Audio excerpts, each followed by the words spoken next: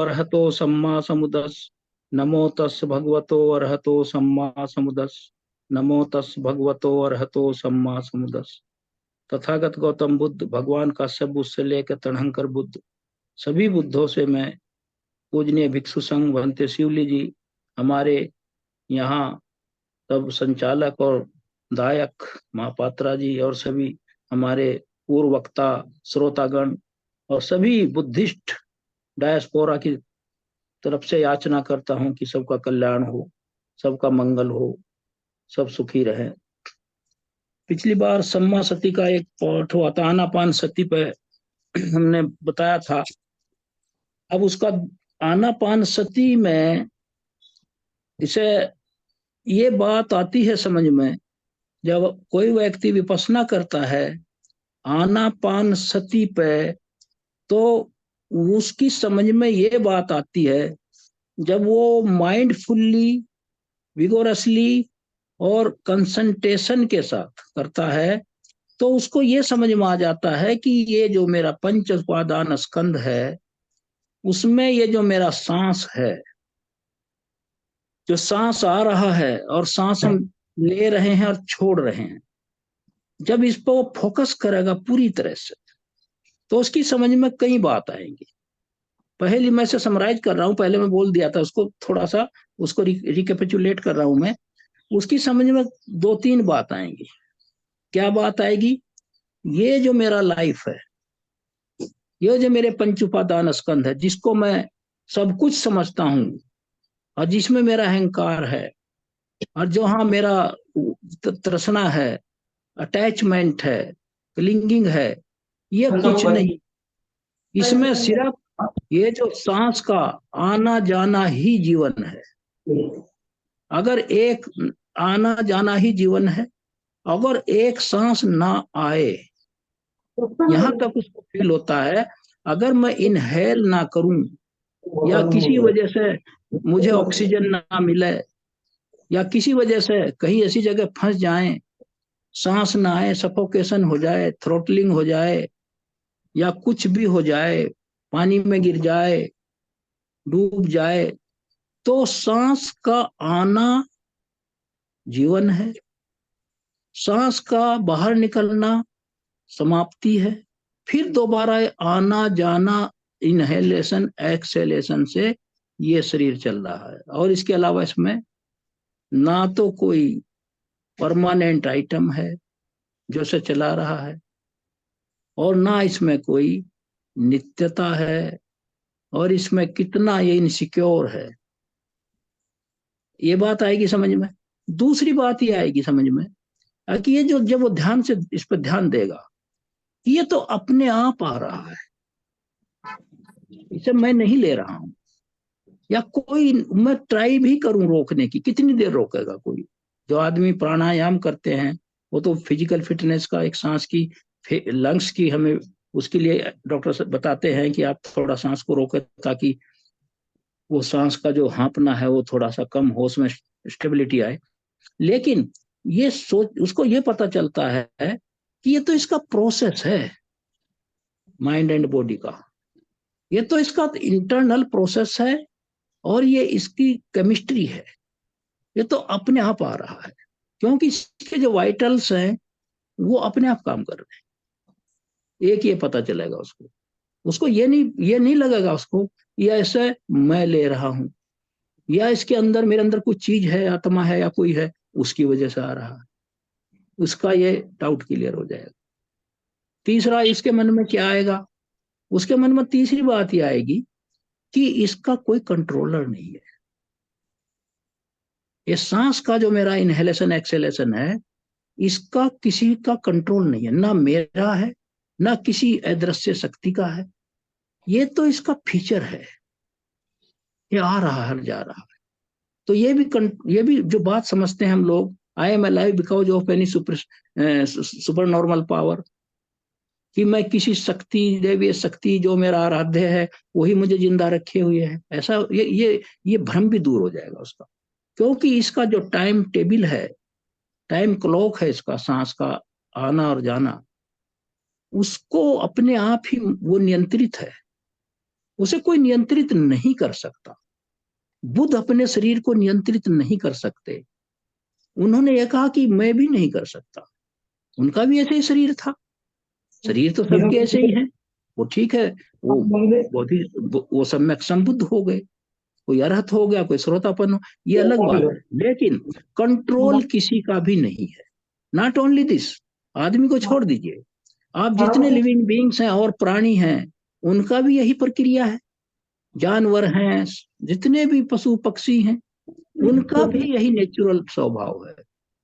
ये एक रियलिटी है, यूनिवर्सलिटी है ये कोई इसका कंट्रोलर नहीं है। ये बात समझ में आएगी। उसके बाद उसकी ये समझ में आएगी कि ये मैं जो कुछ समझ रहा था अब तक, कि इसमें मैं सांस ले रहा हूँ कोई इसी वजह से आ रहा है, या इसमें कोई आत्मा है जो मुझे मर, जब तक वो रहेगी जिंदा रहूंगा मैं। नो, ऐसा भी नहीं। उसका ये भ्रम हट जाएगा टोटल। और उसको क्या पता चलेगा कि ये अपियरिंग और डिसअपियरिंग है। किसका? हमारे जो फिनोमिना फिजिकल, ये जो पंच उपादान स्कंद का जो हमारा फिजिकलिटी है, इसका ये माइंड के साथ मिलकर अपियरिंग और डिसअपियरिंग है। किसका? हमारे जो ये नाम रूप होते हैं, ये नाम रूप बदलते रहते हैं, इनका रिप्लेसमेंट होता रहता है। जैसे कैसे होता रहता है? The causes of appearing and dissolution of the aggregate of the physical phenomena, which is inhalation and exhalation। ये जो सांस का लेना और छोड़ना, ये जो एग्रीगेट है हमारे, क्या है? इसका डिजोल्यूशन करते हैं। ये कैसे करते हैं? और द एग्जिस्टेंस और non existence of the body nose and mind. सांस हम ले रहे हैं, सोचो, ये खाली छोटी बात नहीं है। एक दिन मैं सोच रहा हूं कि पर्यावरण और पंच उपादान स्कंध पर मैं कोई एक टॉपिक रखूंगा। इसमें कितना आपस का इनकी वो है, इनसेपरेबिलिटी। तो जो हम सांस ले रहे हैं, उसका मतलब क्या? हम अंदर ऑक्सीजन जो इनहेल कर रहे हैं, वो हमारे शरीर के जितने अंदर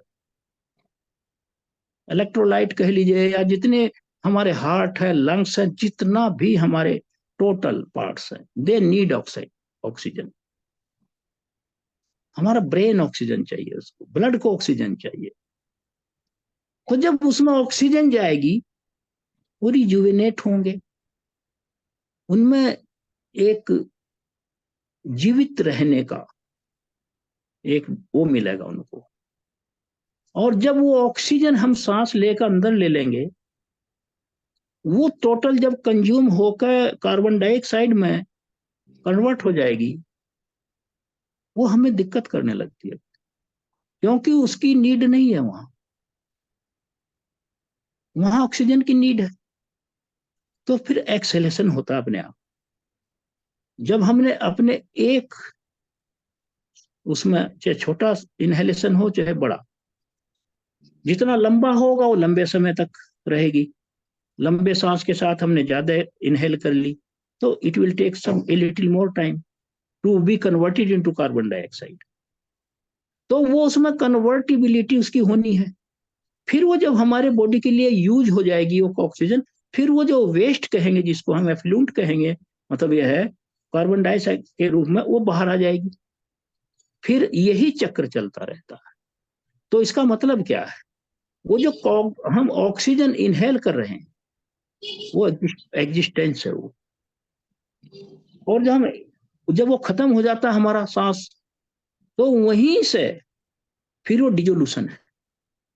क्योंकि अगला सांस तब आता है जब अगला हम गस्ट उसका ऑक्सीजन का हमारे अंदर जाता है। अदरवाइज डिजोल्व हो गया बॉडी, अगर अगला सांस ना आए, फिनिश। तो ये इनहेलेशन एक्सहेलेशन क्या है? ये existence and non existence of the five aggregate. ये विपसना इस तरह होती है। इसको इस तरह समझेंगे तो विपश्यना होगी। तो उसके बाद क्या होगा, एग्जिस्टेंस में क्या होगा, जब हम इनहेल करेंगे, वो तो वाइटल पार्ट्स हमारे अंदर जो ऑर्गन्स हैं इंटीरियर, वो तो रहेंगे ही, उनमें तो वो तो लाइफ मिलेगा उनको, वाइटलिटी मिलेगी उनको। लेकिन हमारे जो नोज है और हमारा जो बॉडी है और हमारा माइंड है, ये इनहेलेशन से चलेगा। सांस ले रहे हैं, आप सोचे नाक ले रहे हैं, इसमें माइंड भी शामिल है, हमारा डायफ्राम भी शामिल है, हमारे लंग्स भी शामिल हैं, हार्ट भी शामिल है। ये तो पूरा सिस्टम में मिलकर करता है काम, एक कोई पार्ट तो है नहीं, वहां भी रिलेटिविटी है। तो एक कोई पार्ट होता फिर वही बात को आ जाती शाश्वतवाद की, ऐसा है ही नहीं कुछ भी। तो ये चीज है, तो ये तीन चीज नष्ट हो जाती है। बॉडी निष्क्रिय हो जाएगा, नोज सांस आना जाना बंद हो जाएगा, इसी से आता है, इट इज ये एक जो हमारा कंड्यूट है, इसी से लेते हैं हम लोग। और माइंड वो भी अचेतन अवस्था में चला जाएगा। तो ये हमारा जो इनहेलेशन एक्सहेलेशन है, आना पान सती जो है, स्मृति इसकी बनाए रखना, इससे ये सिद्ध होता है कि सांस आना लाइफ है और सांस का छोड़ना है। इसीलिए भगवान बुद्ध ने कहा है, अब और मैं इसकी बात बता रहा हूं, इसीलिए भगवान बुद्ध ने कहा है कि we die, we are born every moment and we die every moment. ये इसीलिए कहा है, इसीलिए जेनेसिस क्यों कहा उन्होंने, हम प्रति क्षण जन्म लेते हैं और प्रति क्षण हमारा डिजोल्यूशन हो जाता है, फिर अगले सांस से फिर हम रिवाइव कर लेते हैं, फिर वो जब एग्जॉस्ट हो जाता फिर हम डिजोल्यूशन की तरफ बढ़ जाते हैं।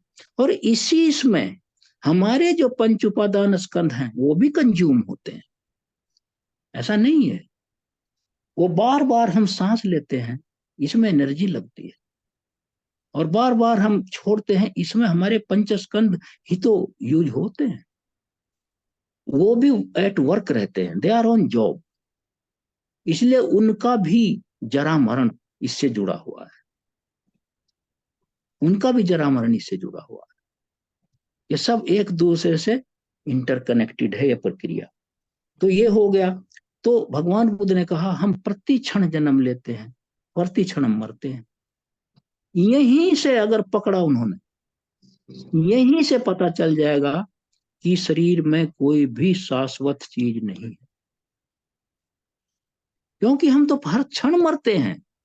वो जो लास्ट में कहते हैं कि ही पास्ड अवे, वो तो एक फाइनल डिजोल्यूशन है, बिकॉज ऑफ द एज। कहीं हम जैसे दिया होता है, उसमें तेल और उसकी विक जो बाती होती है जो जलती है, कभी तेल भी समाप्त हो गया और बत्ती भी एक साथ समाप्त हो गई, मृत्यु हो गई। कहीं तेल खत्म हो गया लेकिन विक है, that will oh extinguish because of the dearth of the oil. तेल की वजह से वो अपने आप वो भी बुझ जाएगी, क्योंकि उसको आहार नहीं मिल रहा, वो तो तेल रहा। दूसरी मौत इस तरह हो जाती है। तीसरी मौत ऐसे हो जाती है, तेल है, बाती जल गई, वो भी एग्जॉशन हो जाएगा, खत्म हो जाएंगे। चौथा है हम उसको ब्लो आउट कर दें, चलो सोते हैं, जैसे लैंप बुझाते हैं लाइट बुझा देते हैं, ये अकाल मृत्यु है। तो कहने का मतलब ये है कि ये जो आनापान सती है इसमें सब कुछ है। आनापान सती से यू कैन बी अरहत, अगर इसको समझ लें आप। इसमें क्या चीज होगा, इम्परमानेंस है। एक एक सांस में आप परमानेंस डाल रहे हैं, उसमें परमानेंस भी नहीं कहूंगा, कंटिन्यूटी डाल रहे हैं, परमानेंस तो है ही नहीं। एक एक सांस से आप उसे रिन्यूअल कर रहे हैं, जैसे रिन्यूअल, और वो डिजोल्व हो रहा, फिर यही पंपिंग आउट पंपिंग ये चलता रहेगा जब तक हम रहते हैं इस लोक में। तो ये आनापान सती जो है, ये एग्जिस्टेंस है और नॉन एग्जिस्टेंस है। हम हर क्षण, फिर इस पे भगवान बुद्ध का एक जवाब भी है, बल्कि सारिपुत्र बनते का भी एक जवाब है। जब उनसे पूछा गया कि आत्मा के बारे में, शरीर के संचालन में आपका क्या व्यू, उन्होंने कहा हम हर क्षण जन्म लेते हैं, हर क्षण मर रहे हैं, तो उस समय मृत्यु तो हो नहीं रही, जैसे वो हो जाती है फाइनल, लेकिन उसमें तो मृत्यु हो सकती है अगर अगला सांस ना आए। उस समय तो कोई चीज हमें नहीं बचा रही है, ऑक्सीजन ही बचा रही है। उन्होंने कहा जैसे हम हर क्षण सांस लेते हैं, जीवित रहते हैं, डिजोल्व हो जाता है, मरने की तरफ चले जाते हैं, वहां कोई ब्रिज ब्रिज नहीं है बीच में इसे कंटिन्यू करने के लिए। ये बहुत मैं बारीक बात बता रहा हूँ। इस तरह ये आनापान सती, क्यों भगवान बुद्ध ने पहले नंबर पर कायानुपसेना को रखा है? सारे के सारे हमारे आडंबर, सारे की समारी हमारी मिथ्या धारणाएं, सारा हमारा अंधविश्वास, सारा हमारा आई मी माइन, सारा मेरा इग्नोरेंस तृष्णा, ये इस बॉडी ही उसका आधार है। इसी में लोक है, जैसा उषा जी ने कहा, ये पूरा लोक यही है। क्योंकि जैसा मेरा शरीर ऐसा दूसरे का शरीर। लेकिन इसको क्यों रखा पहले ही उन्होंने? भगवान बुद्ध का एक टीचिंग का तरीका है, वो हर उस चीज को, कठिन चीज को पहले गिरा देते थे। जो सिटेडल, जिसको किला कहते हैं, इग्नोरेंस का जो किला है, जैसे वहां जो उन्होंने सक्काय दिट्ठी को लिया, जो हमारे 10 संयोजन है, वहां भी उसी को लिया। ना शरीर में कोई गॉड है, ना सोल है, ना मैं हूं ना मेरा, सक्काय दिट्ठी को पहले राउंड में गिरा दिया उन्होंने। यहां भी ऐसे ही किया उन्होंने, कायानुपස්සना को पहले लिया। ये काया ही तो सारी चीजों की जड़ है, इसी में सब कुछ भरा पड़ा है। इग्नोरेंस, आई मी माइन। तो उन्होंने इसका कहा कि इसे समझो, ये कितनी इम्परमानेंट है, इनसिक्योर है, इन और सोललेस है। ये आनापान सती का ये तरीका है, उन्होंने बताया। और इसमें, इसको अगर कोई समझ जाए तो, क्योंकि भगवान बुद्ध का जो है, आप एक चीज को पकड़ लीजिए, या जबरदस्त धमचक पवत्तन सुत है, इसीलिए धमचक पवत्तन सुत कहा उन्होंने। ये चक्र है, साइकिल है। अगर आप एक चीज को पकड़ेंगे और फिर धीरे धीरे उसको समझ के प्रोग्रेसिव ऑर्डर में आगे बढ़ेंगे, तो आप वहीं पहुंच जाएंगे, फिर लौट कर आ जाएंगे। ये ऐसी कनेक्टिविटी है, रिलेटिविटी है, इंसेपरेबिलिटी है, ऐसी जो नॉलेज है, जो मोर देन साइंटिफिक, जो भगवान बुद्ध क्या कहते थे, उनका तो क्या है, जैसे कोई शेर है, लायन, वो, आप उनको कुछ चीज फेंक कर मारिए, किसी भी शेर को, वो जो आपने उसको पत्थर मारा, ढेला मारा, या तीर मारा, लाठी डंडा मारा फेंक कर, वो उसकी तरफ नहीं देखता, उस ऑब्जेक्ट की, वो थ्रोवर की तरफ देखता है, फेंका किसने, वो उस पर अटैक करता है। क्योंकि रूट काज वहां से उठा है मेरे खतरे को। वो जानता खतरा इससे पैदा हुआ, मुझे इसे समाप्त करूं, इसने मुझे क्या मारा, ये तो निर्जीव है, उसको वो समाप्त करता है पहले। इसी तरह भगवान बुद्ध उस रूट कॉज को समाप्त करते हैं, जो इग्नोरेंस और क्रेविंग जो है। तो ये चीज है इसमें। अब इसका जो पहला पार्ट आनापान सती का मैंने थोड़ा सा क्लियर कर दिया। इसका दूसरा पार्ट है section on the body movement and postures. हमारे जो पोस्चर, चार तरह के पोस्चर है हमारे। हमारा वॉकिंग है, स्टैंडिंग है, सिटिंग है, लाइंग डाउन। चलना है, खड़े होना है, बैठना है और लेटना है। तो ये कहते हैं भगवान बुद्ध कि जो भिक्षु को ये कहते थे वो कॉन्शियस है कि मैं अब चल रहा हूं। वॉकिंग मेडिटेशन भी है, वॉकिंग मेडिटेशन भी करते थे भगवान बुद्ध, जिसे संक्रमण कहते हैं। वॉकिंग मेडिटेशन करते थे बहुत ज्यादा, क्योंकि चलते थे बहुत, चलते फिरते भी वो आनापान सती करते थे। कहते ये जो है मैं नहीं चल रहा हूं, ये पंच उपादान स्कंधों का और नाम रूप का संयोजन चल रहा है।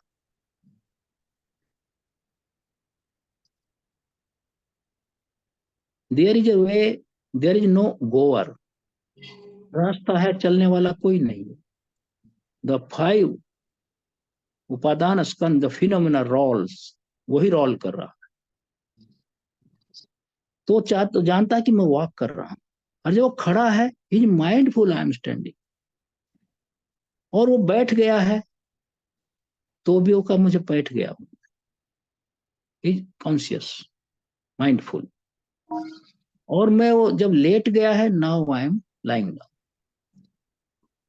इस अवस्था को जानते हुए वो अपना अपने बॉडी के पोस्चर्स को वॉच करता है।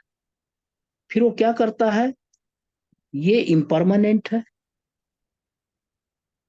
इनसिक्योर है, सॉललेस है और रिपल्सिव है। एक अब इसमें इसमें और जोड़ दिया उन्होंने एक पॉइंट, ये विभत्स है, ये सुखद नहीं है, ये दुखद है। फिर वो इसी तरह जब वो अपने को इस तरह करने, दुखद किस तरह है, फिर अपने बॉडी की नेचर को देखता है, इसमें कितनी गंदगी भरी हुई। भगवान बुद्ध कहते हैं अगर इसकी इनर साइड बाहर कर दी जाए बॉडी की, तो इसे कोई देखेगा भी नहीं, इतना इसमें रिपल्सिवनेस है। तो वो इसी तरह जब देखेगा कि जैसा मेरा शरीर ऐसा ही दूसरे का। देखिए यहां कितना बड़ा मैसेज छिपा हुआ है। जैसा मेरा शरीर, इसी सिमिलर नेचर का दूसरे का है, वो रियलाइज करेगा। उससे क्या वो निकलेगा, जितनी गंदगी मेरे शरीर में इतनी इसमें। फिर ये जो दूसरे के शरीर के प्रति आकर्षण कम हो जाएगा, जो भागते हैं गोरे शरीर की तरफ, मेरी पत्नी ऐसी है, वो ऐसी है, पत्नी के अलावा कहीं और भागता है, पत्नी कहीं और भागती है, ये रिपल्सिवनेस आती है उसके भी नाक में वही गंदगी, उसके भी कान में वही गंदगी, उसके बाल भी अगर मुंह में आ जाए वही उल्टी, उसकी आंख में वही कीचड़, उसके दांतों में वही मैल, उसके नाखूनों में वही मैल, उसकी जो त्वचा है, उसके जो बाल हैं, रोम, वो भी से गंदे, जो उसकी स्किन है, पसीना आएगा उसमें भी वो नमकीन जो स्वेटिंग होती है, कितना खराब लगता है वो अगर उसे टच कर ले जीभ से। और स्किन में जितने पोरस है, ये पोरस है, इसमें से कितना निकलता है गंदगी। तो अगर वो ये सोचेगा कि रिपल्सिवनेस नेचर है, तो फिर वो काले रोरे रंग को नहीं देखेगा, उस गंदगी को देखेगा।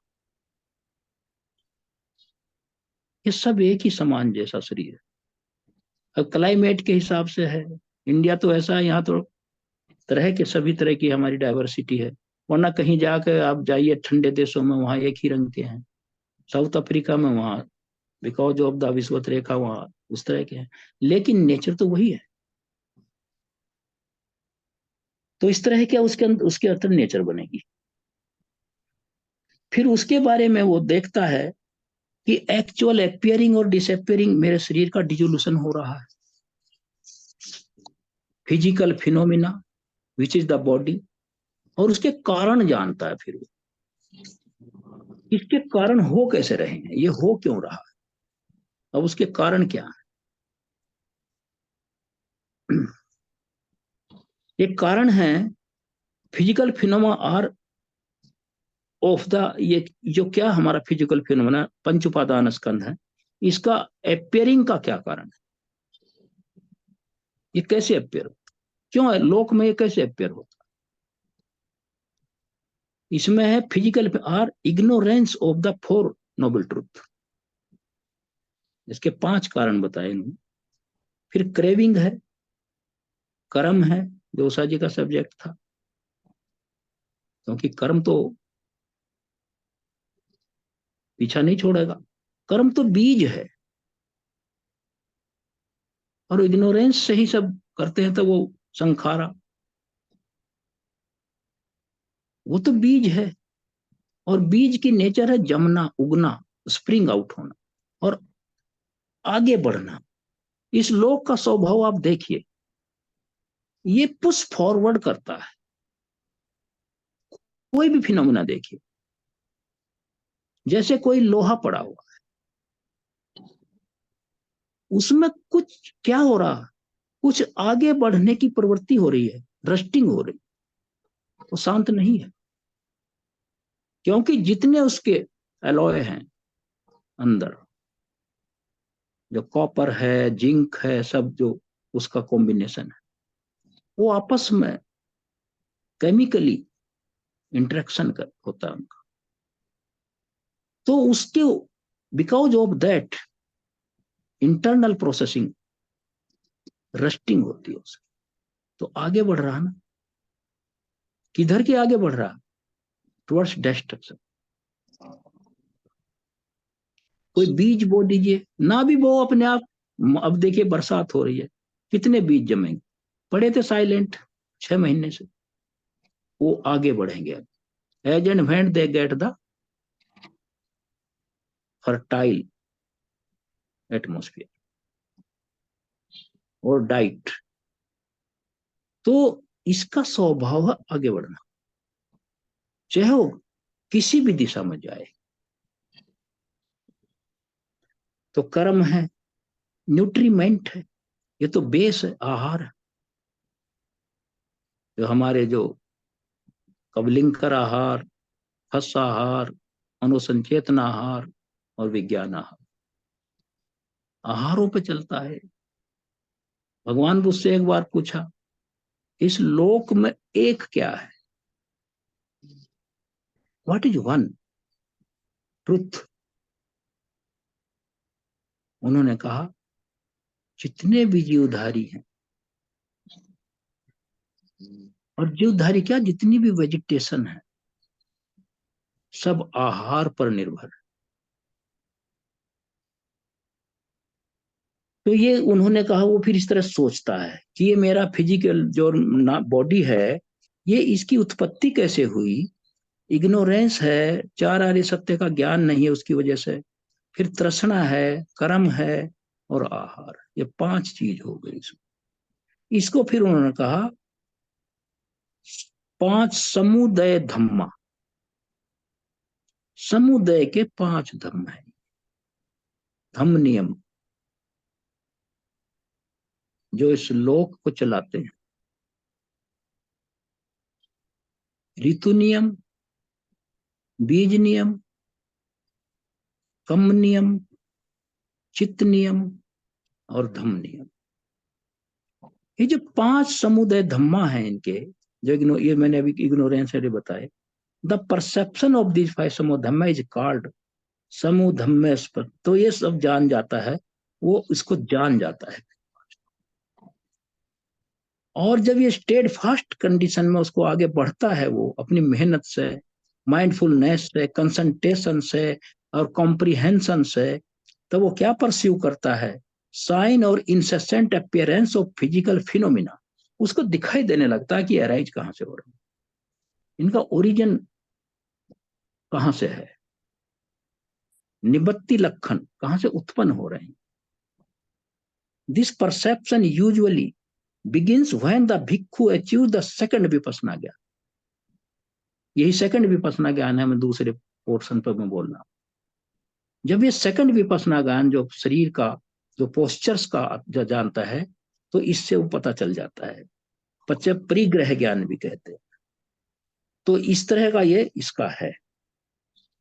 फिर आगे उन्होंने कहा है ये कंटिन्यूअस अपीयरेंस और फिजिकल फिनोमेना, और ये कंटिन्यूअस क्यों, realise endless rebirth are due to, इसी जो कंटिन्यूअस अपीयरेंस है, इसीलिए मेरे एंडलेस रिबर्थ और डेथ हो रही,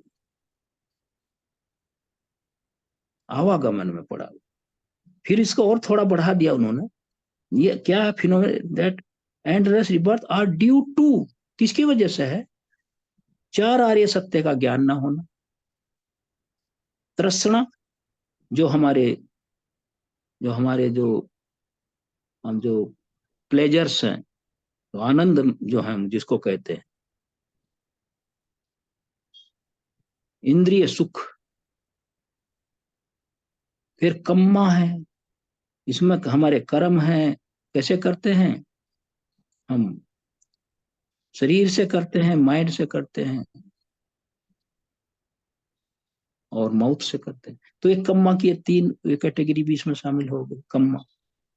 और फिर इसमें उन्होंने आगे कहा, और विचार जो माइंड से विचार माइंड में आ गए, ये जो थॉट हैं और ये कम्मा जो हैं, they have the potency for rebirth as its effect, इनका इफेक्ट ही रिबर्थ है, अनलेस दे आर इरेडिकेटेड। इनका स्वभाव ही, चाहे वो कुशल दिशा में जाएं, चाहे अकुशल दिशा में जाएं, चाहे वो मानव योनि की तरफ जाएं, या पशु योनि की तरफ जाएं, या ब्रह्मा योनि की तरफ जाएं, या देव योनि की तरफ जाएं, या असुर योनि की तरफ जाएं, या प्रेत योनि की तरफ जाएं, लेकिन वो जाएंगे कर्मों के अनुसार, जैसा उनकी पोटेंसी है, जैसे उनमें फर्टिलिटी है। क्योंकि अकुशल की फर्टिलिटी उधर ले जाएगी, कुशल की फर्टिलिटी उधर ले जाएगी। ये हो गया nutriment which is essential for physical phenomena, आहार के बिना कोई जिंदा ही नहीं, उन्होंने कह दिया, सारे जीवधारी आहार पर जिंदा रहते हैं।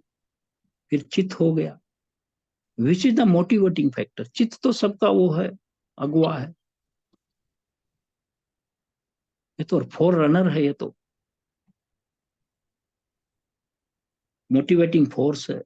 फिर हमारा हीट एंड कोल्ड है, क्योंकि बिना टेम्परेचर के जो चार हमारे ग्रेट एलिमेंट हैं, उसमें अग्नि है, उसमें कोल्ड भी है और हॉट और हीट भी है, दोनों चाहिए हमें।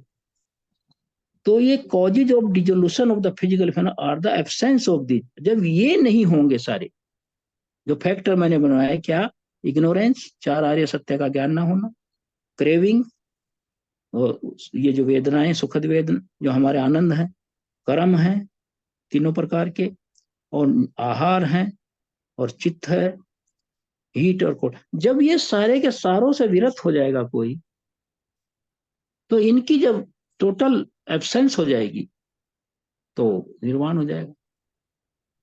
इसमें फोर थर्स्टिंग फोर्स नहीं रह जाएगा, आगे बढ़ने वाला फोर्स खत्म हो जाएगा, वही फोर्स खत्म करना है।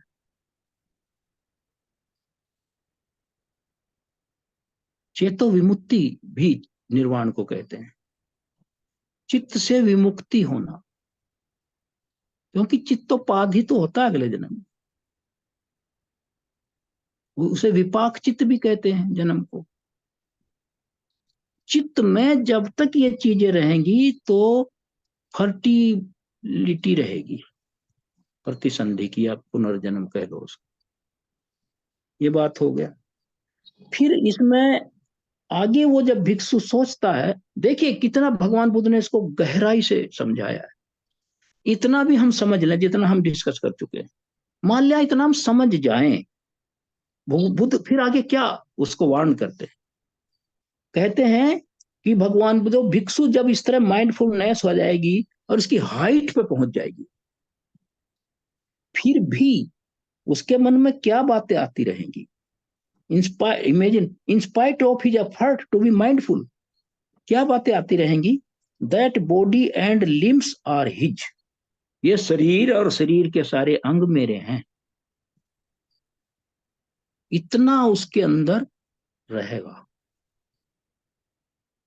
फिर ये जो मेरा शरीर है, इसमें या तो जीव है या आत्मा है, आत्मा तो ये नहीं मानेगा, लेकिन सोचेगा इसमें तो जीवितेंद्रिय तो है, उसकी वजह से मैं जिंदा हूं, जिंदा तो है, लेकिन मैं शब्द आ रहा है, ये मेरे ऑर्गन है, ये मैं, ये उसको तंग करते रहेंगे। लेकिन जब उससे आगे बढ़ेगा वो, जब उसको विपස්සना ज्ञान हो जाएगा, भंग ज्ञान हो जाएगा, भंग ज्ञान, ये सब भंग है, ये कुछ नहीं है, सब कॉन्ग्लोमरेशन है, ये कॉम्बिनेशन है, ये कुछ नहीं है ये, तब जाके कहीं वो श्रोतापन। तो ये सम्मा सती का दूसरा था topic, posture of the body. आज मैंने इसको, I try to conclude it जैसा मैंने समझा, समझ पाया, आपके सामने रखा। तो अभी इसके और पोर्शन है, क्लियर कॉम्प्रिहेंशन है, नेचर ऑफ द बॉडी है चौथा, और पांचवा है section of the primary elements है, पांच का, और उसके बाद perception of the true nature, फिर उस वेदना आएगा, फिर वेदना अनुपस्सन आएगा। इसके और रह गए हैं, तीन पार्ट और रह गए, चार, तो धीरे धीरे करेंगे। तो ये था इसका पोस्चर्स ऑफ द बॉडी, और हमारे जो appearing disappearing of the five aggregates, क्षण प्रति क्षण सांस के साथ इनका अराइजिंग और डिजोल्विंग। तो इन्हीं शब्दों के साथ मैं सभी को मेरा नमो बुद्धाय